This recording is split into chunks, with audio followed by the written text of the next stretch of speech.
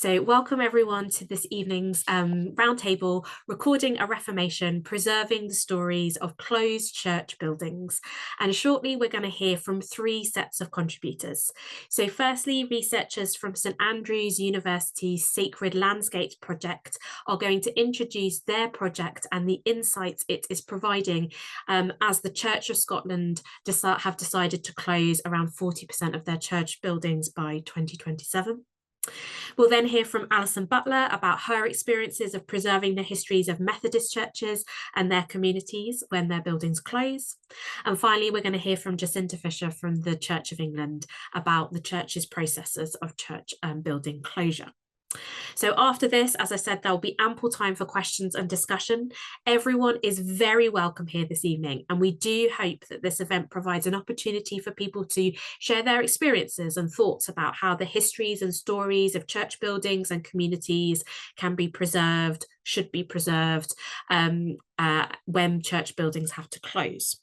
But before I pass over to my colleagues from St Andrews, I'm going to quickly introduce the IHR's Centre for the History of People, Place and Community, which is hosting this evening's event. So the Centre fosters engaged, innovative research into placed histories across all regions and periods, from the rural to the urban and the parish, the metropolis, with an emphasis on the localised, the micro-historical and the site-specific. It also works together with others to develop imaginative new approaches to making history and to identify opportunities for history to make a difference in the real world today. You may have heard of the Centre's two flagship projects, the Victoria County History, a national network of place-based history, and Layers of London, a digital resource providing access to historical maps of London and opportunities for members of the public to share knowledge about specific places in London. The Centre is positioned within the Institute of Historical Research, which is a physical place in London and a global community dedicated to participating in, supporting and engaging everyone in the process of making history. And everyone is welcome into the IHR's building and into its global community. So I'm now going to hand over to the Sacred Landscapes team from St Andrews. This evening we are joined by Philippa Woodcock, but before Philippa speaks, I'm going to play a couple of videos from Brendan Wolfe and Bess Rhodes to contextualise what Philippa is going to share. So just bear with me as I do all the technical stuff.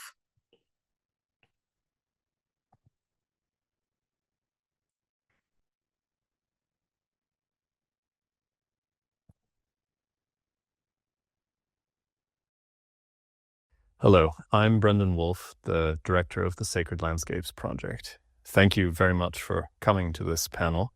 Please accept my apologies that I'm speaking to you from my office instead of there with you in person or able to join everybody live. It just so happens that an internal presentation of this project is scheduled unchangeably on the same day and at the same time as our panel discussion. So I'll run through a few things about the project now, and we'll hear from the other panelists and discussion will go on. The Sacred Landscapes project grew out of a research program shared across several schools of the University of St Andrews in reaction to the COVID lockdowns. Confined to our homes and studies, our thoughts were of the spaces and landscapes around us.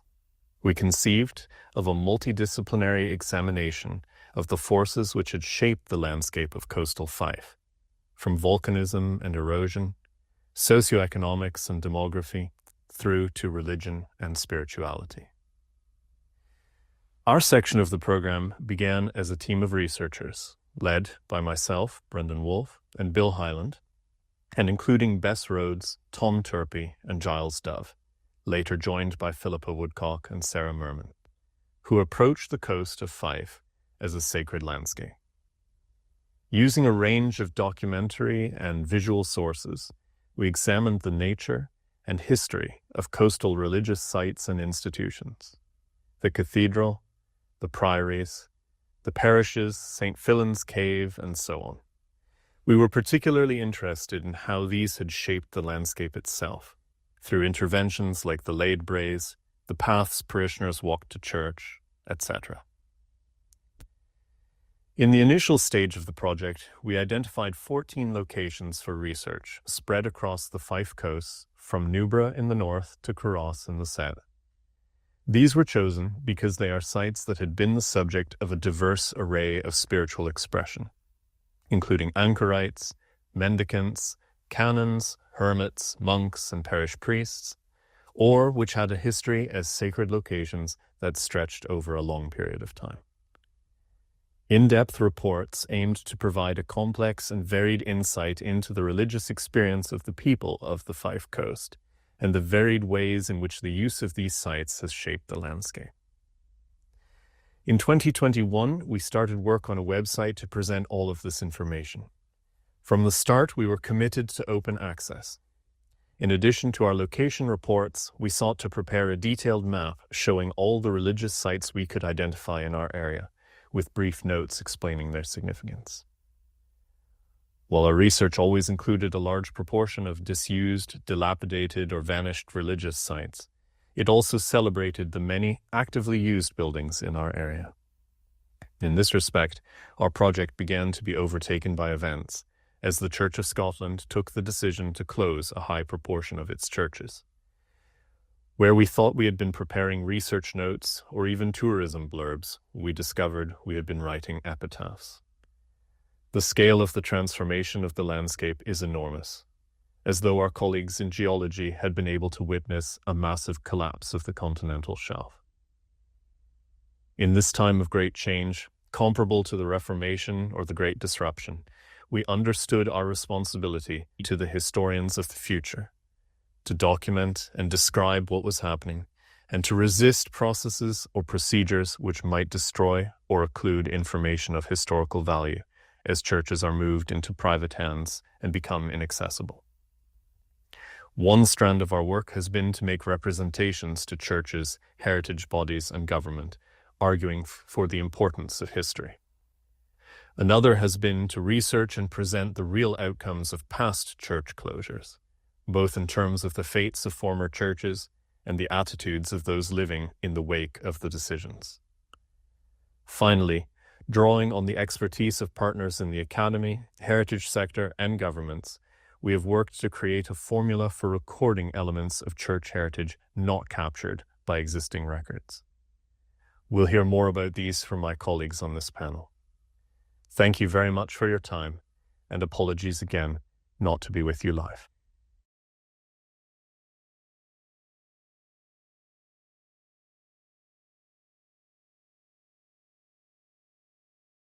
Fantastic. So I am now going to share Bess's video. What I would say about this video is that it is rather quiet, so you may need to turn your volume up to make sure that you can hear what she's saying clearly.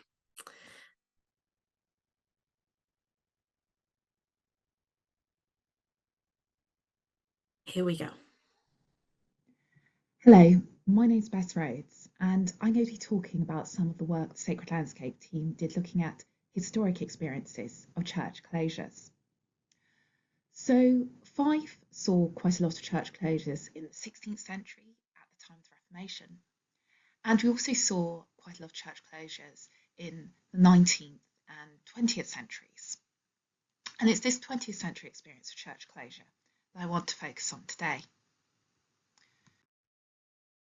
So when churches shut as places of worship, a lot of people hope that they may remain community spaces, so be converted to things like art galleries, museums, community halls. And that sometimes does happen. For example, you see on screen here the former Free Church at Crail, which has been converted to Crail Community Hall very successfully. However, conversion to communal use is actually relatively rare. In our research in coastal Fife, only 13% of churches which closed in the 20th century ultimately remained as community spaces. A slightly commoner outcome was conversion to residential use. And there are some places, such as the former Boar Hills Parish Church, which you see on screen here, which have been successfully converted to dwellings. But there are challenges particularly in converting some of our older, larger and more historic buildings. These are often large structures with considerable limitations on the alterations that can be made for heritage reasons. And these are also places which, particularly if they are sites which have been medieval churches, where there can be burials inside the building, placing limits on things like the utilities that can be run through. Partly because of these challenges, our research found that actually the commonest outcome for former places of worship, which are no longer needed for religious purposes, was that they were demolished. So they either fell into dereliction or were completely knocked down. I think it's important to stress that in the vast majority of cases, it wasn't a situation where the congregation moved out and the bulldozers moved in. The journey to demolition was often quite complicated. It often involved a number of efforts to find an alternative use, which then failed, sometimes because these were buildings which were inherently challenging, and the things that made them difficult to be used for churches also made them difficult for alternative purposes. But I think it's really, really important to stress that the commonest outcome for a church which closes is, at least in Fife, for it to fall into dereliction or to be demolished. And this is something which is perhaps of considerable concern given our current situation. As you're no doubt all aware, there are a lot of churches closing at the moment, and there are plans for more to shut. And in the past, many of the churches which had closed were perhaps smaller ones. They were also perhaps newer ones. At the moment, there are plans to shut down many of our older churches, including a number of medieval sites. So, for example, on screen, you see the former parish kirk of St. Monans, which has a very long history. It was a medieval pilgrim centre. It was also a Dominican friary. It's a very unusual example of surviving friary church in Scotland. However, the future of this building is unclear. It's got a challenging site close to the sea. It is an expensive building to maintain. There's obviously huge constraints on what can be done because of its historic architecture. And it's not entirely easy to access. It's also quite difficult to heat. And as a result, we don't quite know what's the long-term outcome of this building, which has survived many centuries of upheaval, but we don't know what will happen to it going forwards. And this is a problem not just limited to this site, it's limited to a number of sites across Scotland. And I think it's really important that when we have the conversation about the future of our former churches, we have a very informed understanding of the very real challenges that they face and the serious risk that if we don't plan carefully for their future, they will be ruined or perhaps even demolished. Thank you very much.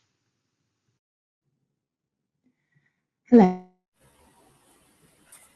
Thank you very much to Bess and Brendan for those videos. And I'm now going to pass over to Philippa, but I am also going to be sharing Philippa's slides. So just allow me to get the slides up and then Philippa can get going.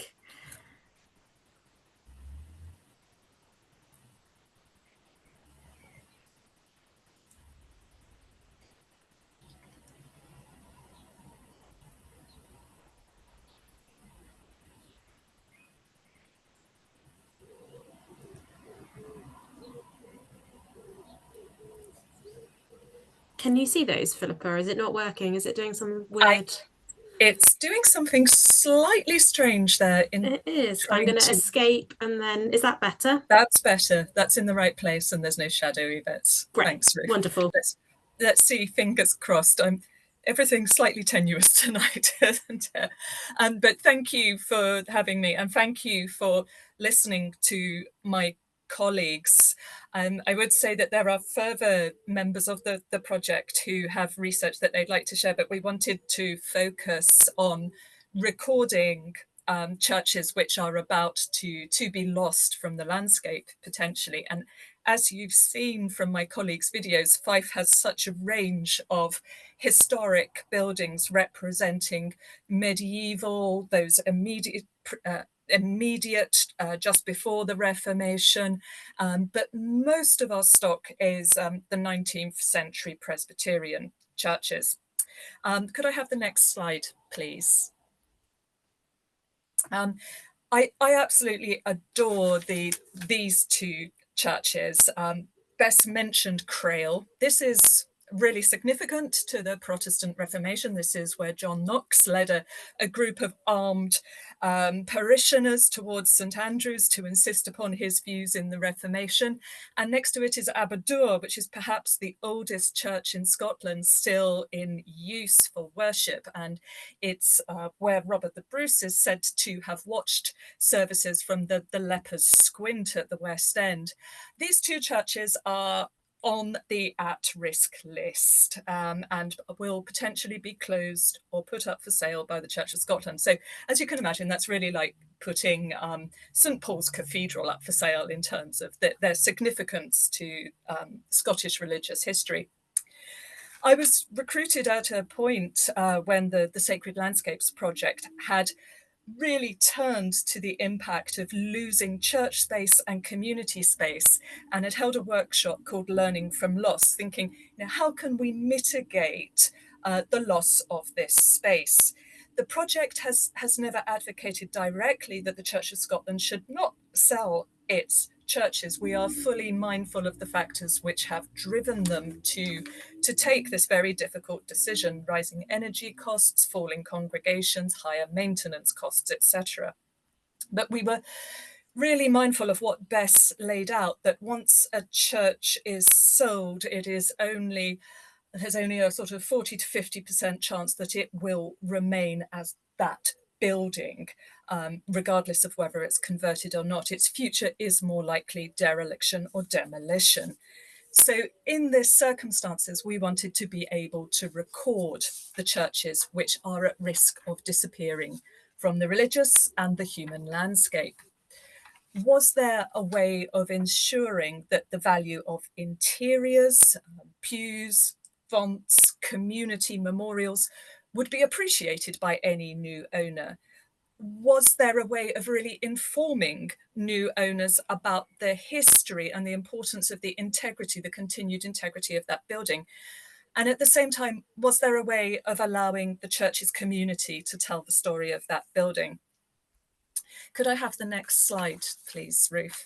So as well as thinking about the architectural value of the building, we wanted to tell the community stories. And Holy Trinity in St Andrews really is a repository of history of St Andrews, not just its religious history, but what has gone on in the town.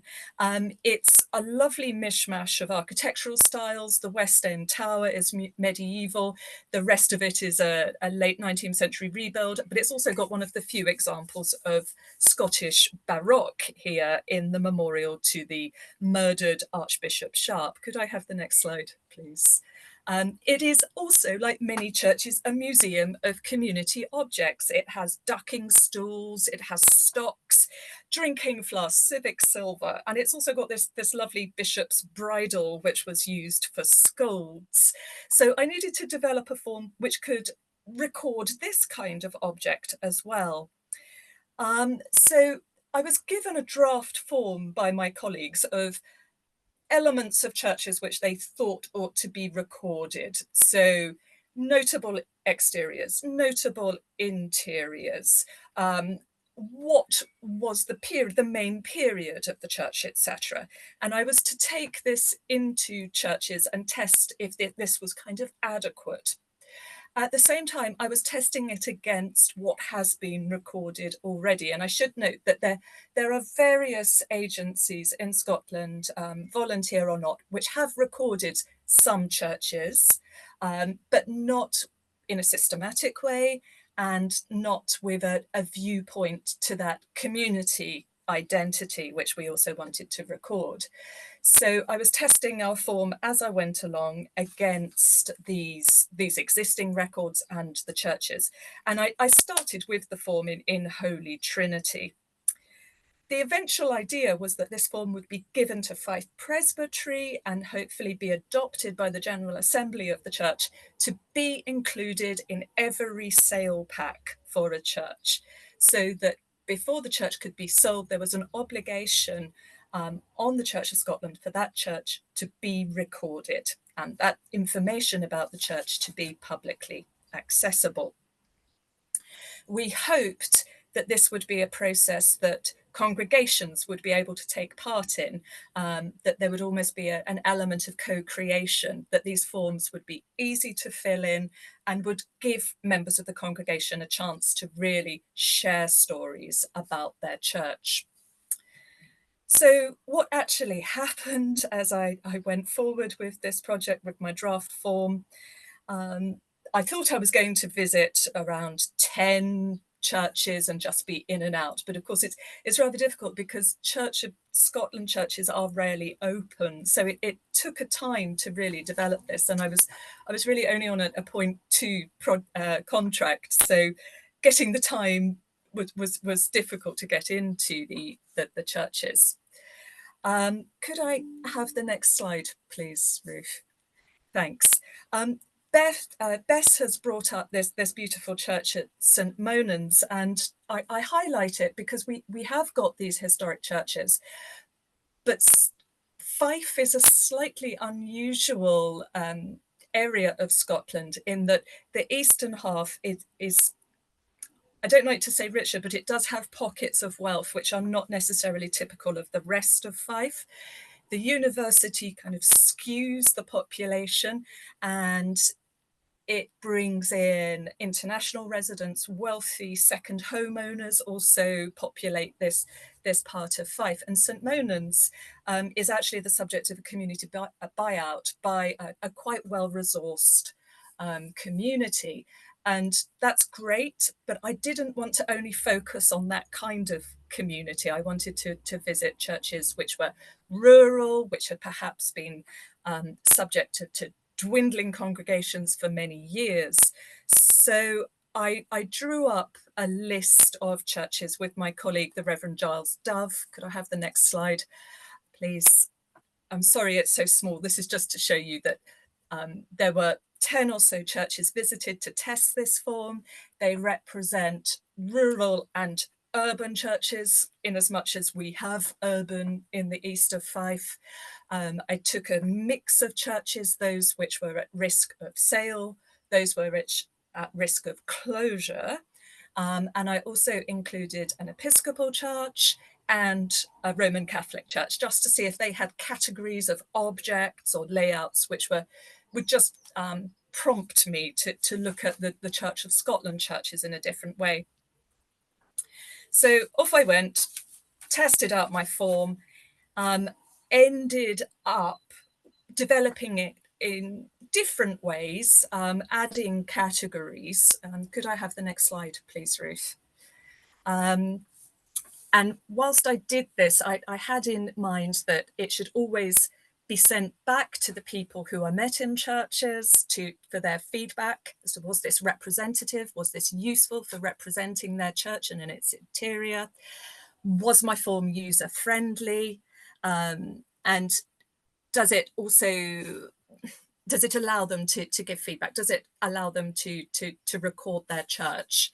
I added a few categories. Could I have the next slide, please? These are all kind of popped out as things which were really characteristic of churches in the east of Fife. There were key architects who were working in the area, particularly around the early 20th century, so that we have an architectural corpus, which I felt it was important that people should know that was what they were possibly getting when they bought a church. Some of these churches are absolute time capsules, perhaps say of Edwardian Fife. You can see families, benefactors, donors and ministers coming from the same families, and you can tie those to the history of the place they're in. And also things like organs and bells were extremely important to record. So the form developed, It ended up as a 2-page model form, which was sent back to stakeholders, to people we met for their comment, eventually refined. It has now been sent for approval by Fife Presbytery and used in consultations at Holyrood, and it will form part of an impact case study for divinity at St Andrews. But what is really interesting as a kind of concluding section to this exercise was the interactions and the feedback that came out of this. Could I have the next image, please, Ruth? I'm showing you Falkland here, which you might be familiar with from Outlander, if anybody's watched this historical drama. There's Falkland Palace and Falkland Church, which is on the site of a 16th century church, and most of it is a rebuild, a 19th century rebuild, but was built with money by the keeper of Falkland Palace. So it's very much tied to the Tyndall Bruce family, and it's magnificent inside. You can see it lit up there. It's going to be closed, it seems, and the interaction I had with the very kind lady who showed me around the church was so emotional that I felt that we had to really go further at this stage in recording almost like an oral history of this Scottish Reformation. And she, more than anybody, made it clear to me that the official decisions of the church and their reasons for closing the church were not necessarily communicated, or had not been communicated very well to those people who have their lives invested in these buildings, and who might accept that there are good reasons to perhaps merge with other congregations, but felt that their ideas about how their buildings could be reused and remain in community space were perhaps not being heard. Could I have the next slide, please, Ruth? This is perhaps really clear at Ceres. Now, this is a lovely village. It's where the oldest Highland Games in Scotland is held. It's got a fairly typical early 19th century rebuild of a church, but it's still got the 17th century Lindsay Isle attached to it. Now, this is going to be closed, but the community want to keep it and have offered to explore plans for it to become a pilgrim hostel. It is on the Fife pilgrim route from Couros to St Andrews. It could possibly also become overflow postgraduate accommodation. Now, people want these ideas to be explored and to be heard with the support of the church. So the form was adapted to allow this to be recorded. Last autumn, I applied for funding to undertake an oral history of this Reformation by going back to these churches to interview people about their plans. Unfortunately, that was turned down, but I wonder if there is potential for a collaborative bid recording the experiences of congregations that are going through change across the British Isles. So this has been my first attempt at public history, not of place-based history, but of actually working in a contemporary period. I think it's really important that we are able to take this record forward with the form, and if we can get funding for an oral history, because this is a point in time in Scotland that people are really going to have to confront the reality that their church, the one that they may previously only have gone to at Christmas or visited for a plant sale, or even used to navigate around a town, will simply no longer be there in all probability. Thank you.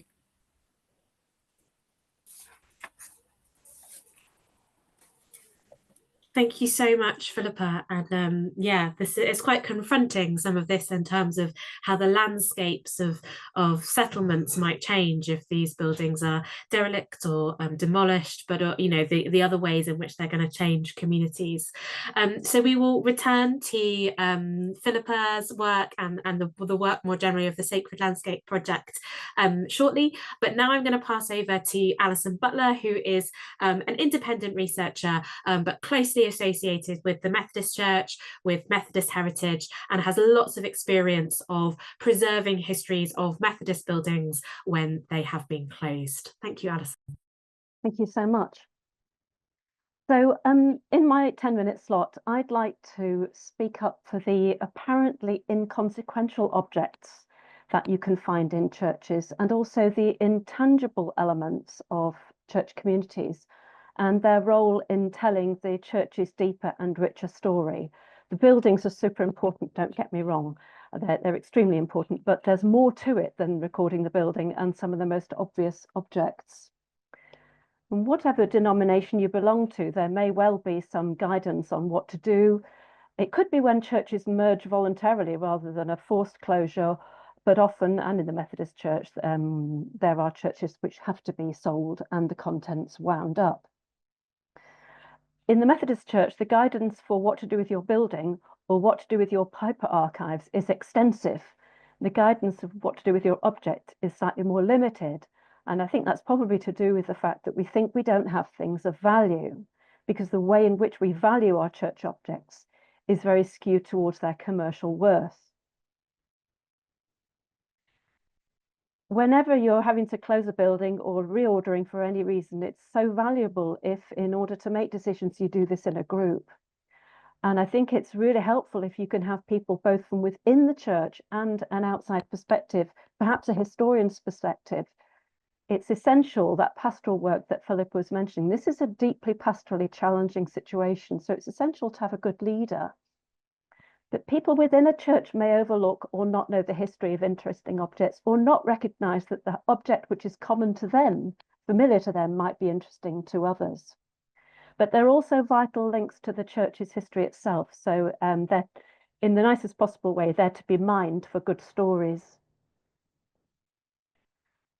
Philippa's already mentioned that there have been various schemes in Scotland and elsewhere, indeed, for creating databases of objects and characteristics of buildings.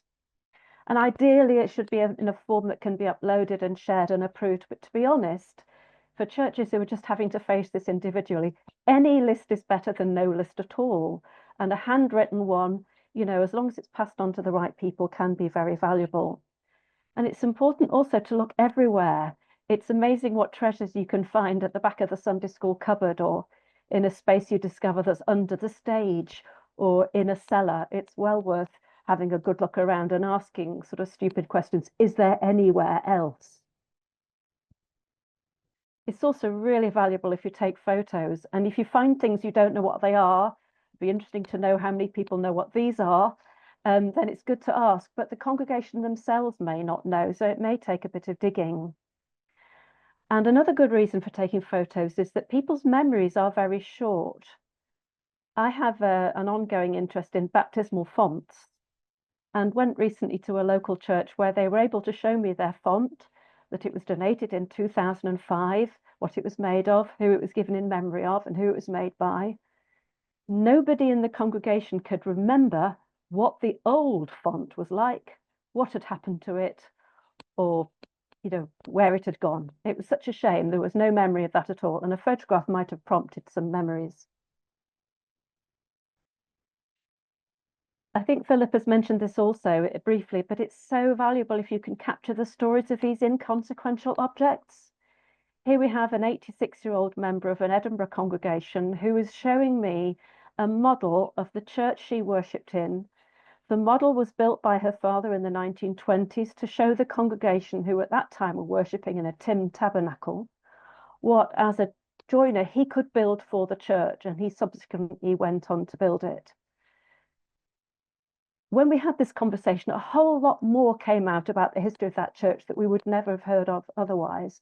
And eventually, she donated this model to the Amalgamated Church, and it forms part of their heritage collection. It's not worth anything financially, but it has huge resonance to tell stories of that congregation. Similarly, it's so important to record the sounds of worship. We've already mentioned bells, organ playing, hymn singing, praise bands, and also distinctive sounds like this Zimbabwean Women's Fellowship singing their songs in Shona. This is part of a congregation in Edinburgh, and it should be recorded if at all possible. And these things often have to be done before the church is closed. It's too late once everybody's moved out. And I'd really also like to speak up for oral histories. Pastorally, one of the most successful heritage projects I've been involved in has been in Oxford, where I now live. And that was to record the histories of some of oral histories, their faith journeys of initially our oldest members. Now, it's well known that people who attend churches on average live a long life.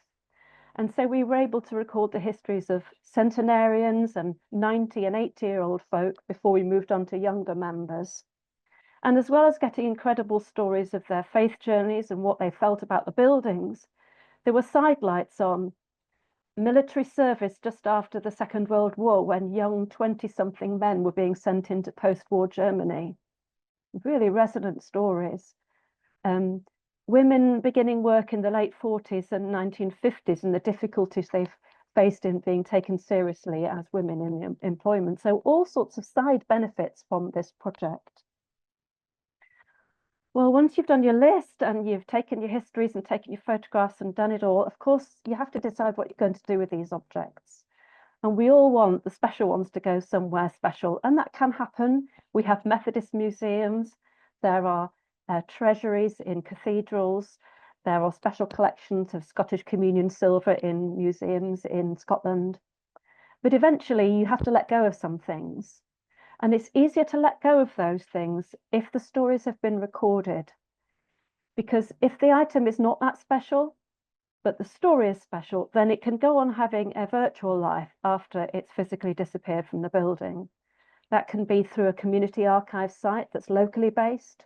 It could be run by a denomination or a family history society, for example. In the Methodist Church, we have a series of community sites like this large one, My Primitive Methodists, where not only can the Methodist Church upload material in these various subjects, but members of the public can also share their story about people in their family or objects they've inherited or places that are special to them.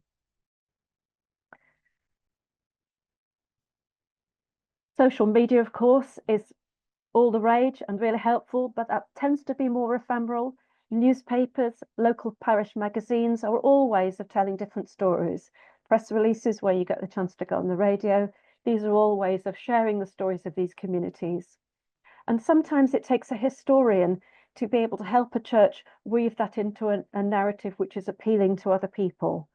It's not always the church folk who are best at actually writing those histories. Obviously, most denominations have a depository of choice for the official archives of the church. In the Methodist Church, that's usually the County Record Office. And we have retention schedules telling us what we should deposit. But it's also great if you can deposit more ephemeral material, tickets, posters, programs, scrapbooks, things that give colour and life to what can be quite, frankly, turgid church minutes. People's comments and their oral histories, if they can be uploaded as well, then you can get reactions to the building as well as details about how they've been developed and changed over time. Finally, it is possible when you're investigating a building to uncover some quite challenging narratives around the objects that you've got or even the building itself. And I think it's really helpful when historians can help make these positive stories. In Edinburgh, I was involved in the amalgamation of 4 different Methodist churches. And between those 4 churches, we uncovered that we had 7 baptismal fonts. We obviously weren't going to use or display them all permanently, but the fonts themselves gave us an opportunity to do a really interesting piece of engagement through an exhibition. The fonts themselves told the story of the 4 congregations woven into this new church. And this gave us the vehicle to talk about why it is that the Methodist Church baptizes babies, why they do the baptism and in the way they do, and encourage members of the public to come in and have a look. And we had the most incredible conversations with people as a result of what seemed like a surfeit of fonts. So I hope that helps you think about the way in which historians can help with this challenging but potential filled situation. Thank you. Thank you so much, Alison. And as a historian of Methodist everyday life who uses material culture, it's always wonderful to hear people advocating for material things, and maybe those material things that you don't know what they are or they don't look very valuable. I was recently speaking to someone who works in a Baptist archive, and they were saying how frustrated sometimes they get that they get all the kind of paperwork, but they don't get the material culture sort of offered to them because of people's perceptions of the value of these things. So yes, digging a little bit deeper in terms of what the material culture tells us about the stories of communities can sometimes be really wonderful. Great. So thank you so much for all the stuff that's been put in the chat so far. Please do keep it coming. I will return to some of those specific questions that have been raised in a minute. But before that, Jacinta Fisher from the Church of England is going to share with us.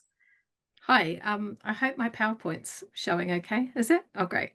Hi, I'm a church buildings officer with the Church Commissioners at the Church of England. I'm just going to give you a quick rundown of the role significance plays when a church is being considered for closure in the Church of England.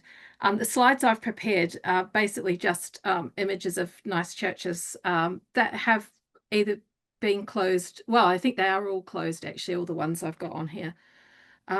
Sorry, now I just need to, there we go. So church buildings are usually the oldest building in a village or locality, and if they're open for public worship, they're usually still being used for their original intended use, sometimes hundreds of years after they were founded, and even newer churches are often built on the site of earlier places of worship.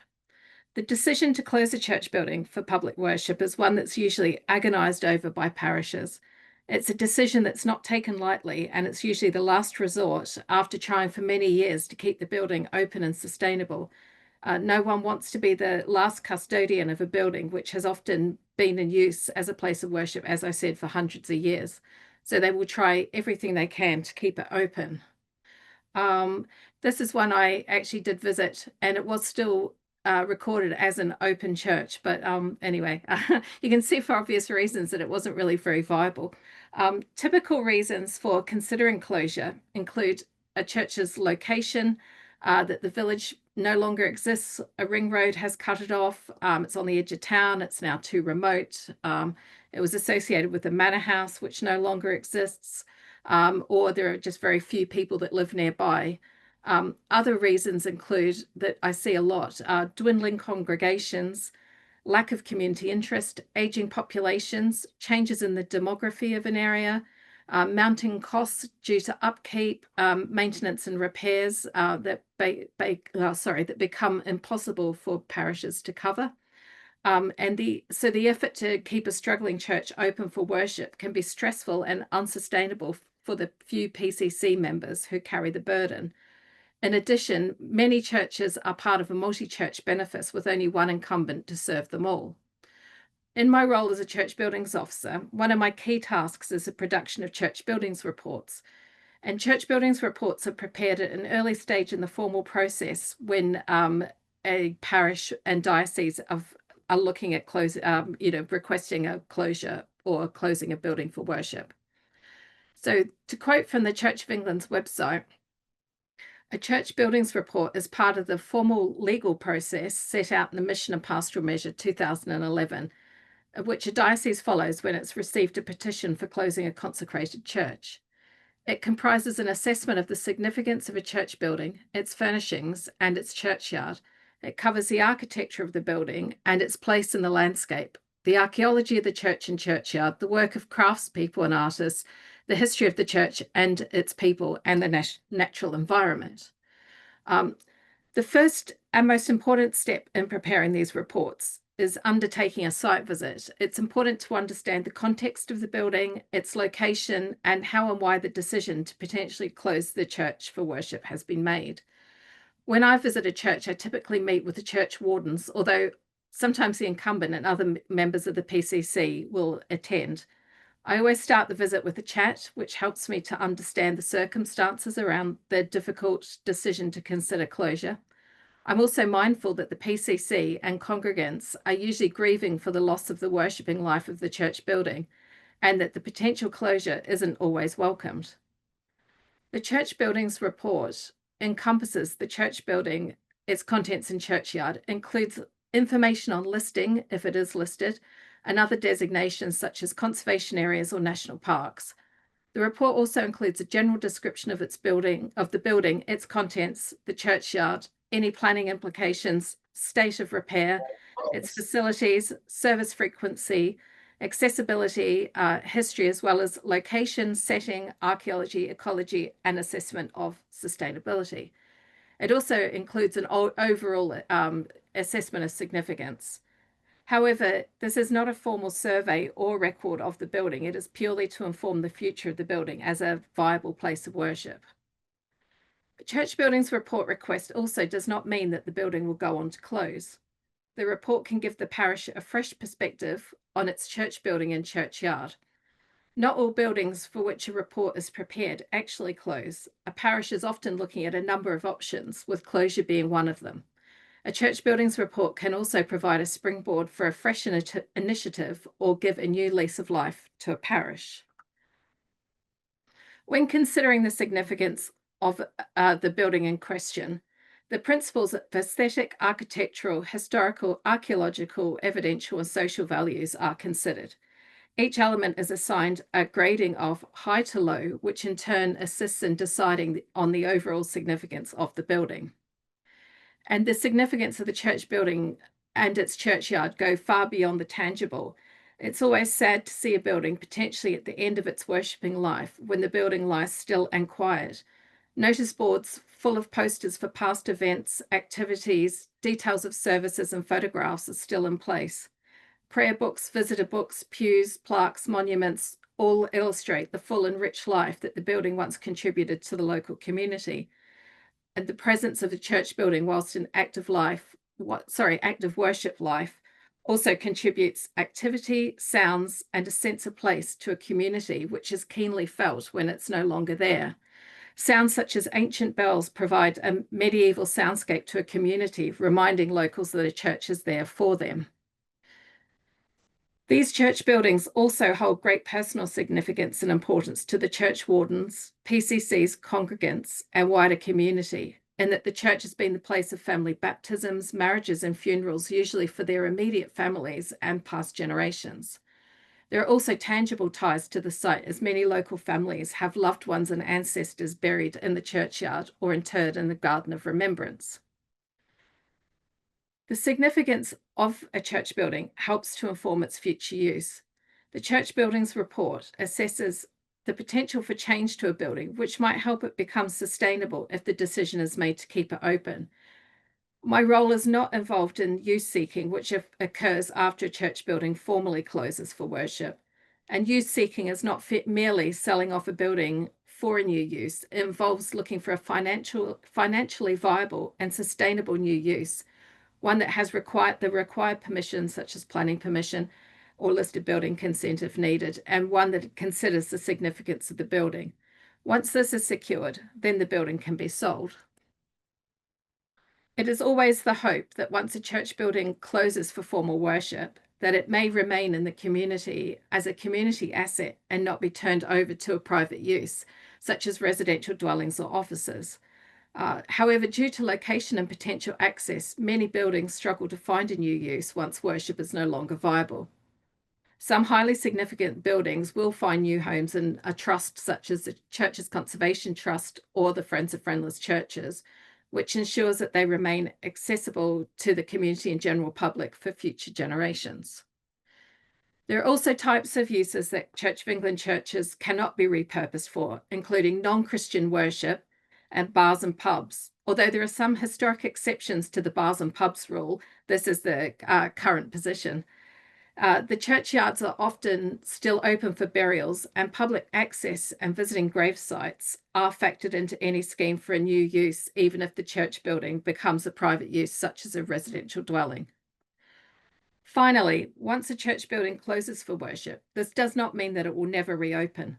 Bristol St Nicholas, which I'm showing here, is a church building in Bristol's town centre, which had been closed for worship for many years and used used by Bristol City Council from the mid-1970s until 2018 as a museum and museum store.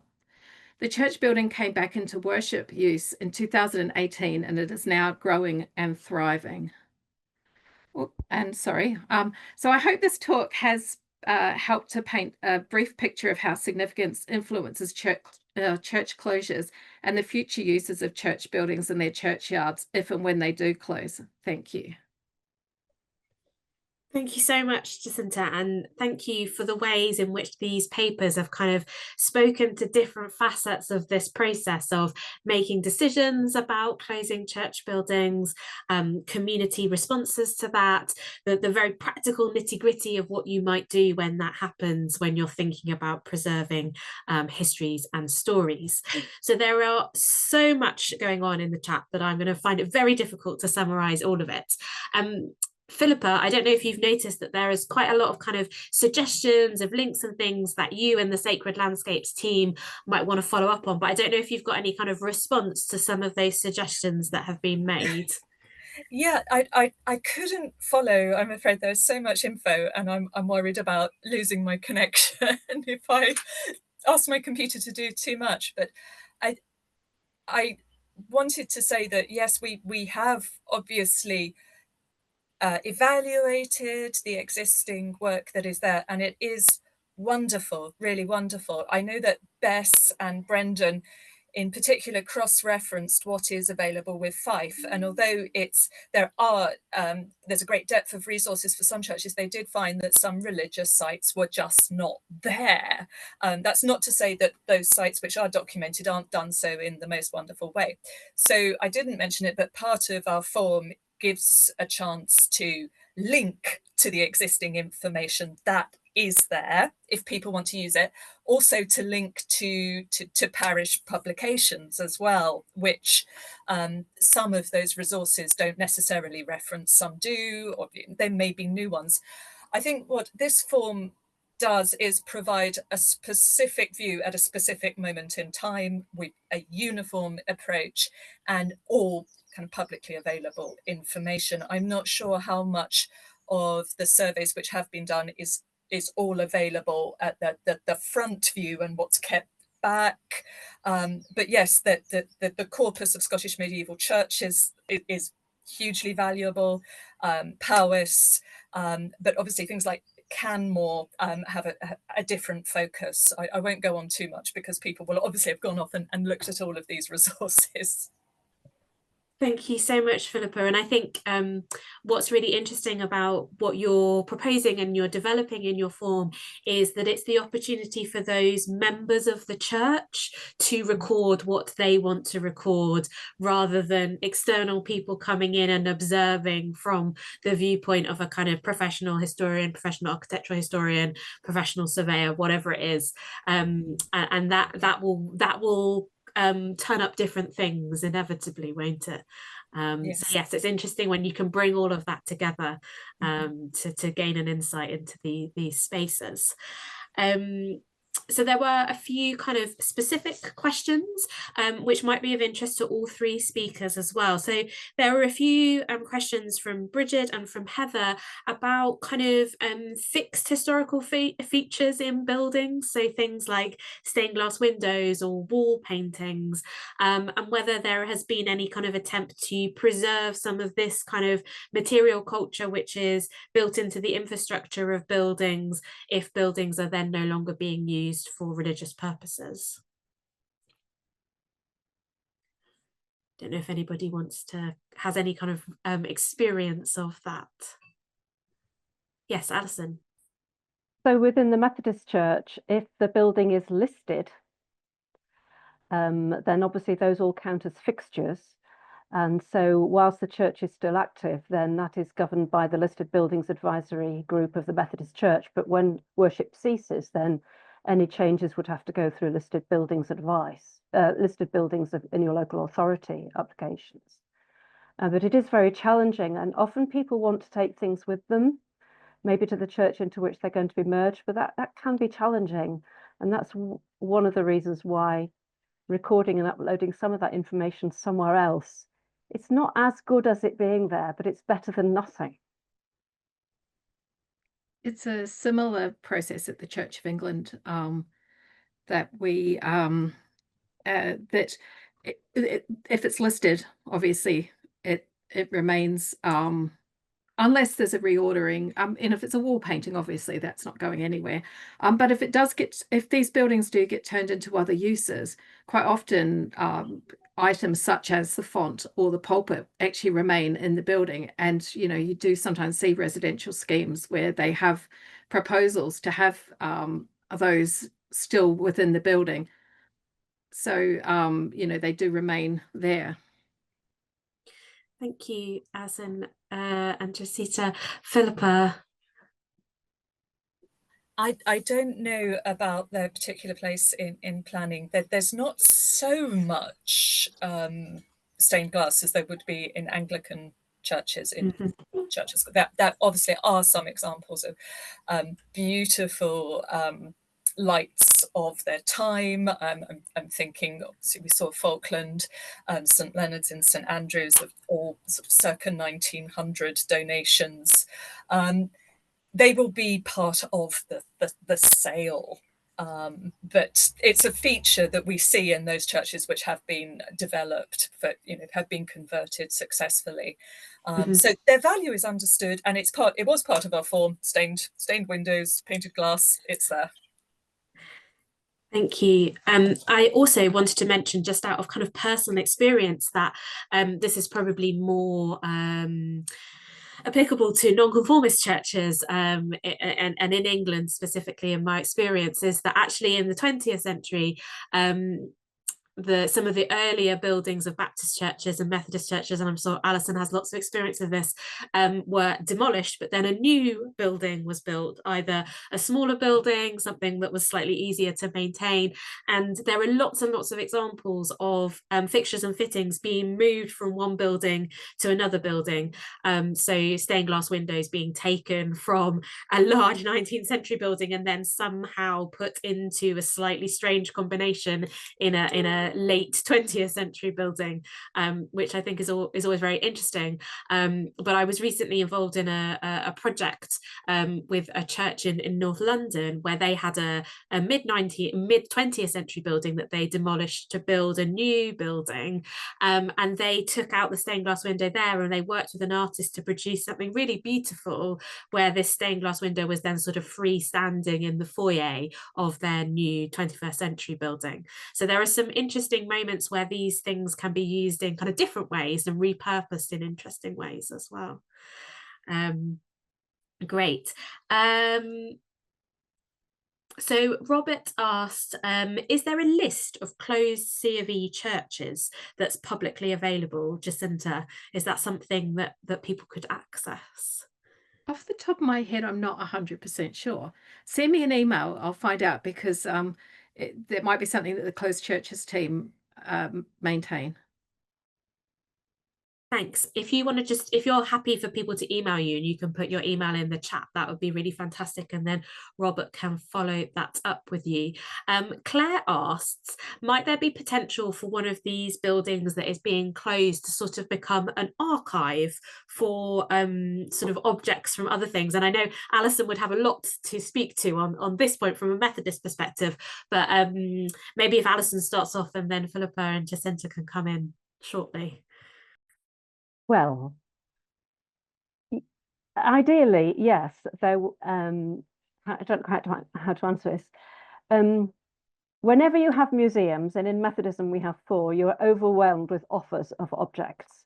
But on the other hand, it is a wonderful way of engaging people with the story of not just Christianity and its material culture, but its living faith. And then you have to decide how you're going to tell those stories. But no museum of any sort has, storage of TARDIS-like capacities. So eventually you have to have some sort of acquisitions policy and decide what you will take and what you won't take. I don't know whether there's been any sort of discussion about that for the Church of Scotland. I'm out of the loop, not having lived there for some time. I don't know from within the Church of Scotland, but yes, the volume of material it would just be overwhelming. And I know that the official Holy Road line is that there's very little money to officially find homes for material within the museum sector. But there are examples of former churches which have been converted successfully to libraries. For example, in St Andrews, the former Martyrs Kirk has become the postgraduate research library. So yes, the idea of the transformation is there. And we had idly discussed, would Crail become a museum space of the Reformation, the Scottish Reformation? So any objects which were lost from churches of that period could possibly be directed there. But that's just an idea. That I don't think there has been official discussion, although within the Church of Scotland there is recording of the congregation's material objects, so the Bibles, the woven material of the church, and very pragmatic efforts are being made to rehouse those within other congregations or community spaces. I may not have said this because I can't quite remember, but when these decisions are made, it's really helpful if you can write it down and record it in a minute, because when you tend to see in minutes details of things that have been given, but nothing about how they've been disposed of, and that's so useful to a historian. So yeah, I hope people can do that and put it in somewhere that'll end up in a publicly accessible archive. So in the Church of England, we have guidance on disposals, and we also have guidance on commissioning new art for church buildings. We also have guidance on things like chairs, and we pretty much have guidance on nearly everything you can think of. But in terms of disposals, we do get referrals through when, like, sometimes parish might want to sell something off, like their church plate, or they might have some other object that they think that they don't need anymore. And we do look at, you know, the disposals policy, and whether they're sort of classed as church treasures or not, why they want to sell it, why they want to get rid of it. A lot of museums and cathedrals are giving things back because they just don't have the space, as everybody has said, anymore. I think a lot of banks used to hold some of the church plate as well, and I think they've also been giving it back. Each church should have an inventory of its contents as well, and they're not always up to date. Some of them are amazing. Some of them, when I'm writing church buildings reports, are just, you know, fantastic. Some of them are pretty much non-existent, but it does help each parish keep sort of track of what they have. Thank you all. What Alison didn't expand upon was that the fact that some of these Methodist museums, which are rapidly running out of space, are in chapels, closed chapels, aren't they, Alison? Particularly Egglesey Brook in Cheshire, their storage is a former chapel, which they had to do a lot of work, didn't they, to convert. And someone in the chat, Madeleine, has talked about the kind of the practical challenges that are kind of thrown up by the lovely idea of turning churches into archives and archive storage, but then the practical difficulties of doing that. Yes, and in fact, Anglesey Brook have had to create another store just across the road, which is an open store that you can visit for some of the extraordinary collection of banners that they've got from primitive Methodist chapels around the country. It's specifically primitive Methodist. Yeah, it is a challenge. No church attics are, you know, infinitely expandable. Exactly. But I would say that, you know, it really is important for there to be a process by which you can decide how important various objects are. You need some sort of significance assessment process, because it could be that a local congregation are fully aware of the significance of something, but they may be fully aware of the significance of something that isn't actually very significant when you take a national view. So guidelines on that can be really helpful, but may need a little bit of help for a local congregation to work their way through. So sort of slightly changing tack here, Neve sort of emphasised how all three of you have referred to the kind of emotional impact of this, and also kind of referred to it as a pastoral process as well. So this isn't, you know, a simply recording of information or academic process, that there has to be a sort of pastoral side to it as well. And as part of that, she wondered whether there is a process of recording the rituals and practice around the closure or changes that happen within these communities when buildings are closed or communities are combined. I don't know if anybody wants to come in on that. Well, Just say, oh, sorry, Alison, please go ahead. Well, the Methodist Church does provide template suggestions for orders of service for closing churches, which involves bringing objects forward during the service. And I mean, it's optional, but there are some resources there. It depends on the church whether that service itself is recorded, but it is also recommended, in addition to doing a full photographic survey of the inside and the outside of the building that's to be closed, to take photographs of worship happening before that, as an ordinary thing, and then the final service, because in our experience, the final service, it's packed because lots of people go to support it. So in the Church of Scotland, I'm aware that congregations which have come to an end, they have recorded their final services, which we have tried to collect with their consent as well. But I've also noticed other churches posting their ordinary services online, and I don't know if this is almost a testimony to the vivacity of their worship, of their congregation, or just a response to available technology, or to share their congregational activity.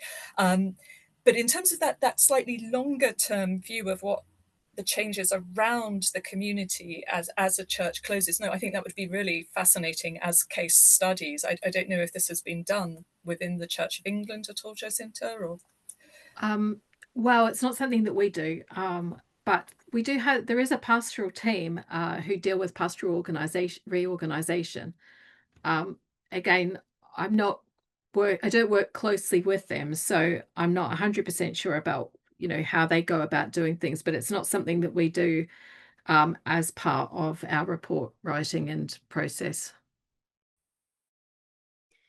But I agree, I think it would be really interesting. I think, yeah. Yeah, Claire's posted a really interesting link in the chat, been working with a photographer documenting ending processes. And I think here again, that possibility for creative approaches to be able to capture these moments in a way which is sympathetic to the communities who are having to go through these moments of change. Alison, I wondered if you could speak more to what you were kind of talking about in terms of how the historical research or bringing out historical objects was facilitating conversations in those moments of pain and change, and that potentially sometimes the kind of historical process can have a pastoral benefit. Yeah. Yeah, well, this was particularly relevant in my experience in Edinburgh, where we had this merger of 4 churches, and you know, there was a majority voted in favour, but can you imagine, it was really heartrending, and we eventually had to sell 3 buildings and renovate the 4th one. And I think the insight came that in order for us to move forward as a new congregation, so it's a slightly different setup, we needed to know all of our pasts. It was a bit like a blended family. You know, you had to know where you were coming from. And at about that time, we had the Radio 4 series, The History of the World in 100 Objects. And so we tried to tell our 4 histories in objects. And in order to do that, we had to go to the church members and say, tell us about your congregation. What was special to you? What would you like to take forward? And what objects have you got that are of resonance that will help tell the story of this congregation? And the church model was one of those things. Choir robes would have been another. The love feast cups, which I showed you, the baptismal fonts, they were all part of that story. And I think in as much as the process and the exhibition was important, and the fact that the public saw it was good, and that all the congregations learned about each other, it was really about being heard. It was about the stories being heard and valued, and people feeling that, okay, things were moving on, but there wasn't the sort of, the shutting of the door wasn't the cutting off of someone's history. And to that extent, I think it was a little bit like if you close a family home that's been in the family for centuries, but all of you, or even just a couple of generations, and all of you take a candlestick or a mirror or a picture or something, then those things go on into your new life. And it was a little bit like that. It was pastorally really important to invest the time asking questions and listening, and ideally recording those people, because the community is massively shaped by its building, even though they've maybe shaped the building originally. But the community of faith is so much more than the building, and even more than the objects in it. But the objects can be a way of uncovering that wider, deeper community story, which can't continue in the same way when it's not operating from that building. Thank you. I don't know whether Philippa or Jacinta, you have any kind of experience of a similar thing. Philippa, what were the conversations that you were sort of, when you were talking to people in these buildings, did you feel like having that conversation was opening up a space for kind of reflection on what might be lost? Yes, absolutely. In Aberdour, so that lovely early medieval church, there had been a set of hangings which were suspended from columns, from pillars in the nave, which had been made by the school children of the local primary school very recently.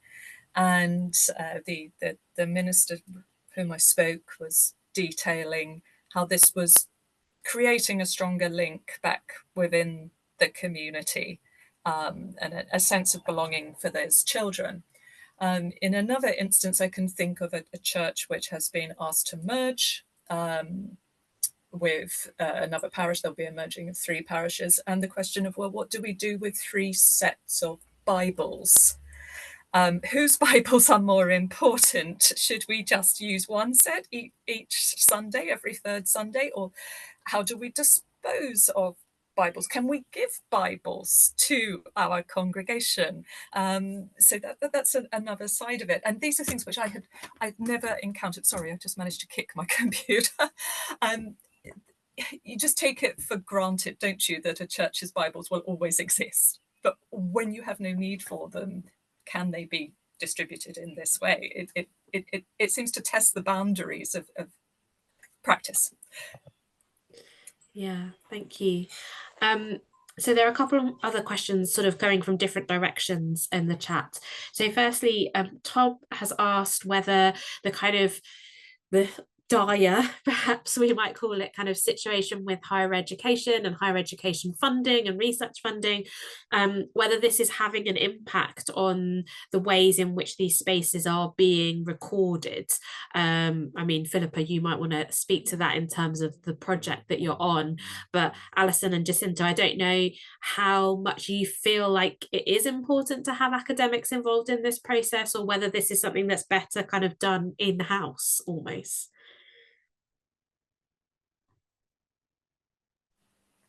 Yeah, Oh, sorry. Jacinta, go on. I was going to say our reports are quite detailed, although they're not done in accordance with the, the Historic England kind of recording guidelines. I'm not really sure. I think once the building closes, it does go through a long process of like trying to find something. It's very rare for a Church of England church to be demolished, particularly a listed one. Sometimes unlisted ones. There are the occasional one that goes through. So in terms of recording, it's probably not as vital as some of these ones in Scotland that are potentially going to, disappear from the landscape. But we tend to do it in-house. And I think there's something there, isn't there, that all three of you have been pointing to in terms of actually the importance of it being done in-house, and that the information that is recorded is the stuff that's important to the institution or to the community, which are two quite different things. And then there is this kind of question of, historians in the future and what information they might want, and bringing all of those kind of perspectives together is very challenging, I think. Philippa. Yeah. And it's not just historians, but theologians in the future. I mean, we've spoken about creating that picture of the congregation at worship, which is so important. I think there are two sides to it. With academic research and processes, there is the obligation to make this information publicly available. But it may... I always felt a little bit awkward not being a member of the congregations I visited, imposing myself upon them and saying, please answer these questions, please talk to me.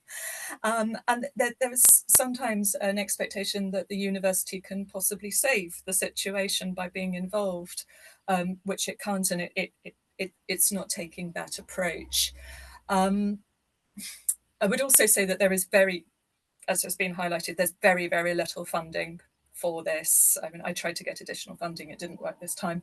Our project is funded by the university, not by external funding, because it feels that it is an important activity. I saw a link going up to the Society of the Scottish Antiquaries, who are wanting to do something similar to us. I would say that our research is feeding into what they are being funded for a small amount to take further. So having university involved can spur other things, but I'm aware that it does kind of skew the power relationship, and it does skew the type of information which might be sought.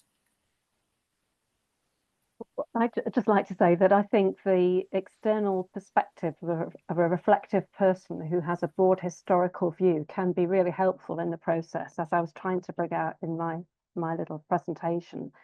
When you're very close to something, you tend, and you're very concerned about your own building, you tend to see it in a bubble.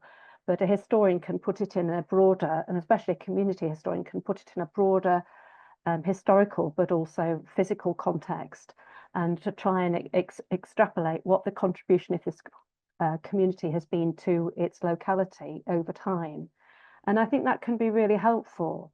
Sometimes you can be so close to something. Yes, you need to be involved in the process, but it really is helpful to have an external view.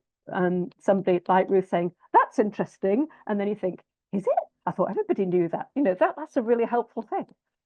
That's the sort of role that we play, being part of the sort of National Church of England. So I travel all over the country writing these reports, and I was in the Lake District yesterday looking at one, and we sort of go all over the place. So we do get a view on, like you say, sometimes I went into a church it was actually one that was wanting to reorder, but they was talking about their medieval pews and they're wanting to cut them up, and we were like, well, hang on a second, these are amazing. And they went, oh really? But the church down the road has some, and the one down over there has some, and in that area medieval pews weren't that exciting, but from a national perspective we were like, wow, these are really fantastic. No, please don't chop them up. That's very interesting to think about, the different scales of perspective and who might be involved in these projects, and the different ways in which a local community, a kind of national body, an international, a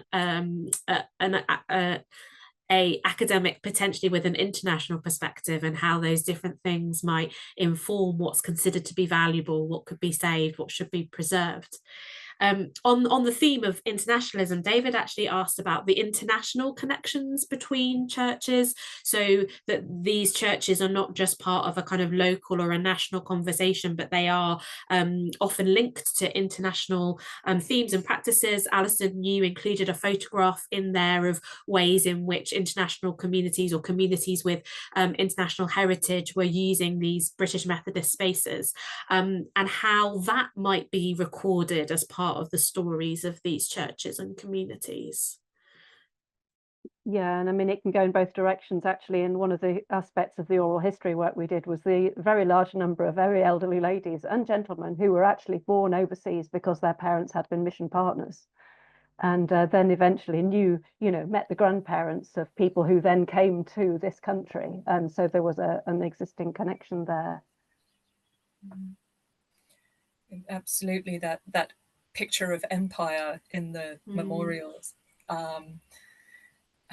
And yeah, even the growth of empire. I'm thinking of a wonderful memorial to the chap who took Napoleon to exile in St. Helena in one of the churches, but also their contemporary use by visiting churches and choirs, as you highlighted, Alison. Yeah, I think that ought to go on the form. I really do. But thank you for that perspective. I did wonder. Oh, sorry, Alison, carry on. I was just going to ask, do you habitually record, possibly you do, all the other community groups that use the premises?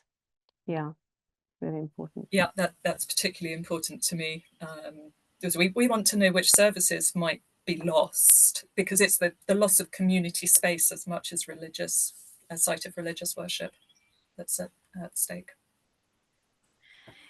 Yeah, I'm aware that we're kind of coming towards the end of our time, but I did wonder if anybody who was here had kind of suggestions of things that they thought were kind of missing from Philippa's kind of form. She might not welcome me saying this. I thought it was a really lovely kind of comprehensive spread of different things, and I love the fact that you were talking about trees and thinking about not just the kind of the built environment, but the sort of natural environment. Obviously it's not all natural, it's being kind of constructed by human practice over the many years, but trees and plants and all sorts of things can often be there for really important reasons in terms of the life of the community. But if anybody does have any suggestions of things that they think might be useful for Philippa to add, do put it in the chat. There's a comment here from Lindsay, which I'm trying to quickly read.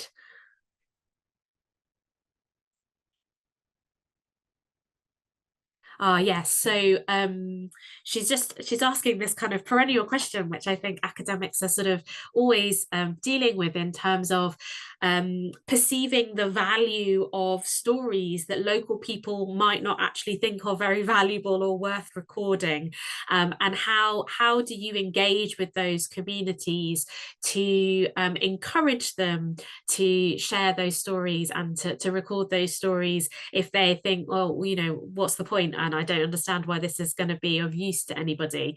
I don't know if that's something that any of you have had experience of. When I do visit churches that are up for closure, I always take photos of the notice board.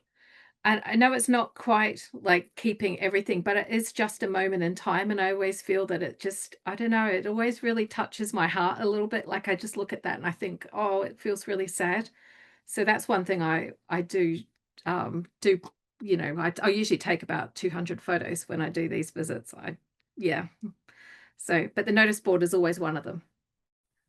That's such a lovely idea, and as a historian of religious practice and everyday experience, if I could see the notice boards of the some of the 19th century churches that I've done research in, I would be very, very happy.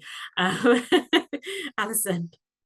Yes, well, just referring back again to this oral history process, it's everybody involved in an active church should be doing it now, because when things are going well and you're busy, you think it's not important, but actually, as I said, it's pastorally one of the most successful things we've ever done.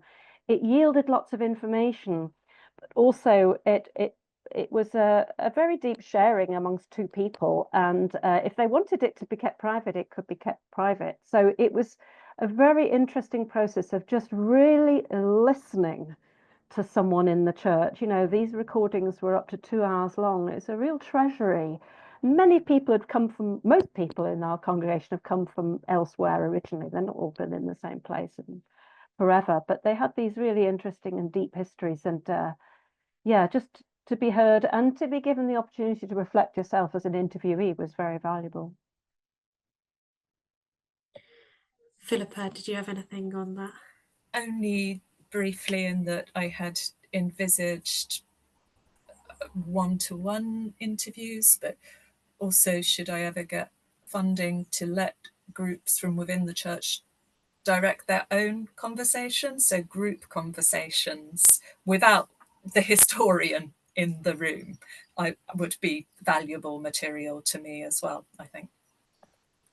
Yeah, and that kind of goes back to some of your discussion about power dynamics, doesn't it? And what happens when you're a historian who enters into these spaces, in contrast to being someone from the community who is interested in the history of the community. Great. I think we're going to wrap things up now. Thank you so much to our three wonderful speakers.